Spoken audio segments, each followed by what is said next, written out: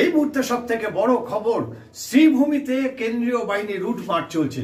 আপনারা জানেন আজ সকাল থেকে দমকল মন্ত্রী সুজিত বসুর বাড়িতে ইডি আধিকারিকরা হানা দেয়। তার দুটো বাড়িতেই পালা করে এই ইডি আধিকারিকরা তারা তল্লাশি চালাচ্ছে।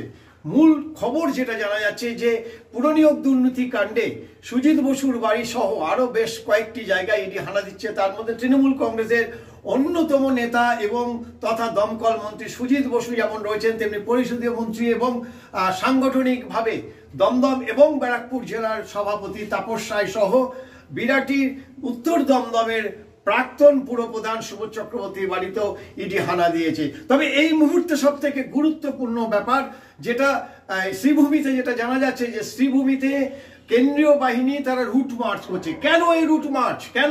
কেন এই রুট মার্চ?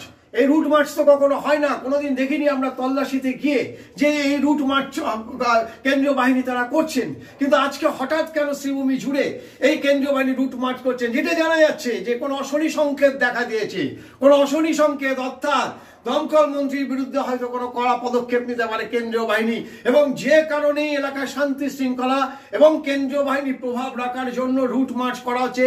যেমনটি করা হয় ঠিক নির্বাচনের আগে বা নির্বাচনের প্রাককালে রুট মার্চ করে সাধারণ মানুষের মধ্যে একদিকে যেমন ভরসা যোগানো হয়, তেমনি ওই এলাকায় যারা অশান্তি বিঘ্ন ঘটাতে পারে তারা যাতে ভয় পায় সেই জন্য রুট মার্চ করা হয়। আজকে হঠাৎ কেন এই রুট মার্চ চলছে সেটা নিয়ে কিন্তু জোর জল্পনা চলছে।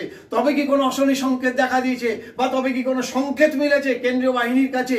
এই মুহূর্তে আরো বেশি সংখ্যক কেন্দ্রীয় বাহিনী সেখানে মোতায়েন করা হতে পারে বলে ইডি সূত্র থেকে জানানো হচ্ছে। আপনারা জানেন যে সকাল থেকে প্রায় 5 ঘন্টা অতিক্রান্ত হতে চললো।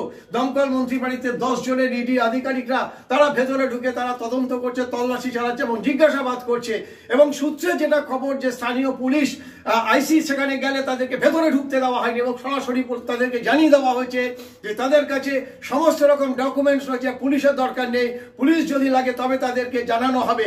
এবং এক্ষেত্রে দেখা গেছে যে পুলিশকে তারা না জানিয়ে এই কেন্দ্রীয় বাহিনীর সহ এই ইডি আধিকারিকরা মন্ত্রীর বাড়িতে গেছেন। কিন্তু সবকিছুকে ছাপিয়ে এই মুহূর্তে সব থেকে বড় খবর যে কেন্দ্রীয় বাহিনীর রুট মার্চ শ্রীভূমি জুড়ে হচ্ছে। কেন হচ্ছে? কেন? বারবার করে প্রশ্ন উঠে আসছে, হঠাৎ কেন রুট মার্চ চলছে? তবে কি কোনো অশনি সংকেত? তবে কি কোনো চরম পদক্ষেপ নিতে চলেছে ইডি?